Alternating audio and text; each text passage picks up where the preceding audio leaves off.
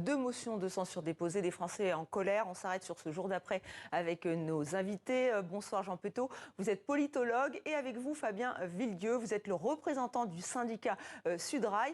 Alors cette motion de censure, est-ce que c'est la bonne solution pour vous Fabien Villedieu? Bon, écoutez, la motion de censure, ça dépasse les organisations syndicales. C'est un débat qui est plus politique, mais c'est vrai qu'elle vient à la suite du 49.3. Et s'il y a eu un 49.3 aujourd'hui, c'est en partie grâce à la mobilisation qu'il y a depuis le 19 janvier, et notamment grâce à la grève reconductible qui a créé un climat social et politique qui fait que le gouvernement a aujourd'hui été obligé de passer par le 49.3, ce qui fait qu'en plus, à une crise sociale, on se retrouve à avoir une crise politique parce que le 49.3 a énormément de mal à passer. Voilà, donc c'est le contexte social des mobilisations, des grèves reconductibles à la SNCF et pas seulement, qui ont contribué, qui ont mis en difficulté le gouvernement et qui l'ont obligé de passer par le 49.3 parce qu'effectivement, on peut comprendre qu'il y ait énormément de députés, même des républicains, qui se précipitaient pas à voter une loi aussi impopulaire vous croyez qu'elle est encore aujourd'hui. en la bataille politique? On reviendra sur la bataille sociale, effectivement, et sur ces différents rassemblements. Jean Petot, vous, en tant que politologue, est-ce que vous pensez que cette motion de censure peut passer? Et si elle passe, alors qu'est-ce qui arrive? C'est-à-dire le gouvernement démissionne, il y a dissolution, quels sont les scénarios? D'abord, pour que cette motion de censure passe, il faudrait que le groupe qui est actuellement se trouve en situation pivot, en situation charnière, les Républicains, se fracture véritablement et que ça aille au-delà de quelques noms qui sont évoqués. On a entendu Pierre Cordier, député des Ardennes, dans votre reportage, mais que ça puisse empêcher, en particulier entre 35 et 40 députés LR, de ne pas voter cette motion de censure. Il faut rappeler que une motion de censure ne signifie pas automatiquement la dissolution de l'Assemblée nationale. On n'est pas dans le même registre d'articles de la Constitution. On a un seul cas pour la Ve République, depuis 1958, c'est en octobre 1962, où une majorité de députés à l'Assemblée nationale ont fait tomber le gouvernement Pompidou, qui était en place depuis simplement le mois de mai, donc ça faisait 5 mois. Là, le général de Gaulle, donc Georges Pompidou, a présenté sa démission au général de Gaulle, lequel a renommé immédiatement Georges Pompidou à Matignon et a actionné cette fois-ci l'article 12 et donc a provoqué la dissolution de l'Assemblée nationale dans une lecture de la Constitution qui consiste à rendre le peuple finalement arbitre d'une crise politique et parlementaire. Donc ça ne s'est pas reproduit depuis 1962. On serait là donc dans un deuxième cas de figure et effectivement le président de la République n'est pas formellement obligé de dissoudre l'Assemblée nationale consécutivement au renversement d'un gouvernement. Voilà pour cette précision. Alors Fabien Villedieu, la colère s'est fait entendre. Alors hier soir, place de la Concorde, un autre, et pas seulement, un peu partout en France, il y a un autre rassemblement ce soir prévu place de la Concorde. Est-ce que vous avez peur en tant que syndicat d'être dépassé par la base? Est-ce que vous redoutez des violences? Écoutez, moi, la seule chose que je redoute le plus aujourd'hui, c'est une loi qui va nous priver des 2 meilleures années de retraite pour les remplacer par les 2 pires années de travail. C'est ça ma principale inquiétude aujourd'hui. Et par ailleurs, moi, je suis syndicaliste, je suis pas dans la dissolution du gouvernement. C'est pas mon propos, c'est pas mon débat. Nous, ce qu'on veut, c'est le retrait de cette loi. Effectivement,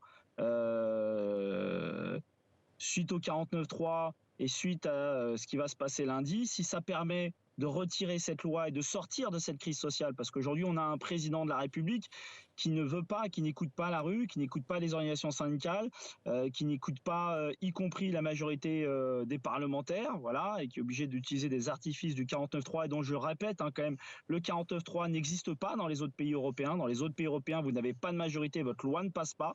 Donc je pense qu'aujourd'hui ça ne correspond pas du tout aux besoins et aux demandes démocratiques qu'il y a en France. Donc voilà ce qui m'inquiète. Après, effectivement, le 49.3 a sûrement provoqué plus de colère et de radicalité, mais ça peut se comprendre. Ouais, à un moment donné, on ne peut pas mépriser en permanence les gens, les manifestants qui font on a fait des manifestations, des grèves qui étaient pacifistes, où tout se passait bien, et on avait un gouvernement qui voulait même pas nous recevoir. On a fait un courrier, il voulait même pas nous recevoir. Alors justement, tout ça, au bout d'un moment, les gens ne peuvent plus. Justement, les gens n'en peuvent plus. Est-ce que vous pensez que pour se faire entendre, et si ça ne se débloque pas lundi avec une motion de censure qui passe ou qui ne passe pas, est-ce que vous pensez que les gens vont basculer dans la violence pour se faire entendre? Est-ce que vous le redoutez?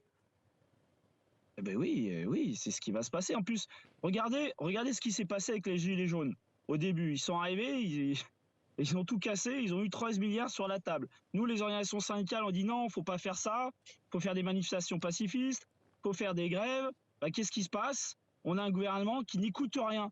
Bah, les gens, vous savez, ils sont pragmatiques. Hein. Ils se disent, mais finalement, vous manifestez, vous êtes gentils, voilà, c'est ce qu'ils nous disent. Et finalement, en face, vous n'avez que du mépris. Et ben, qu'est-ce qu'on va faire? On va faire d'autres solutions, on va tout casser. C'est ça le problème. C'est ça ne se rend pas compte le président de la République. C'est que c'est dangereux, sa politique. Et si effectivement, il y avait une motion de censure qui passait, et ben, ça permettrait d'apaiser les choses, parce que je pense qu'en ce moment, on a besoin d'apaiser les choses plutôt que d'opposer en permanence. Et on a besoin de sortir de cette crise sociale et de sortir cette crise sociale par le haut. Jean Petot, effectivement, si cette motion de censure passe, de fait, on revient sur la loi, on l'oublie. Comment ça se passe? Ah ben, le texte tombe, clairement. Il n'y a plus de projet de loi de financement de la sécurité sociale. Les compteurs sont remis à zéro. Et voilà, il faut soit remettre le métier, comment on dit, le texte sur le métier, hein, pour refaire quelque chose. Mais ce qu'a dit Monsieur Villedieu est, à mon sens, très très important.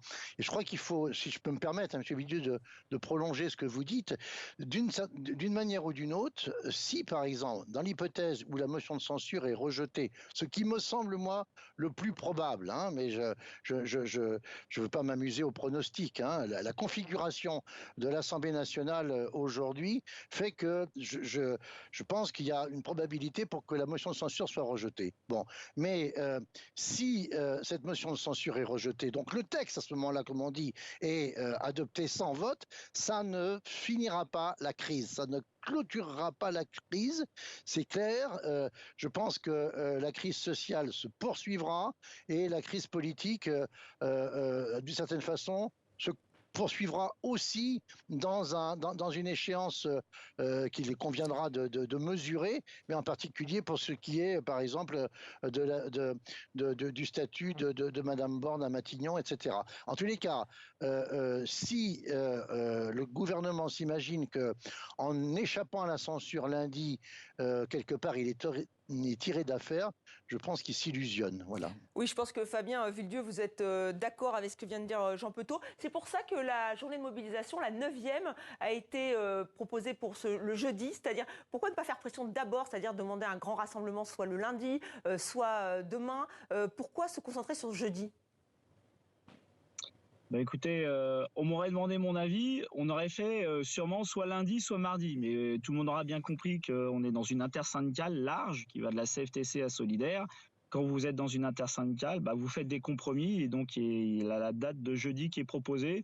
Personnellement, je la trouve un peu éloignée, notamment de l'échéance de lundi, mais voilà, on fera avec. Ce qu'il faut voir, c'est que nous, on continue à être en grève reconductible. À la SNCF, l'ensemble quasiment des assemblées générales de vendredi ont reconduit jusqu'à lundi. Il y a plusieurs secteurs professionnels qui sont en grève. Donc plusieurs Certains sont en grève reconductible. Je me permets de vous interrompre vraiment parce que j'ai une dernière question. Je vais vous demander d'être un peu rapide, s'il vous plaît.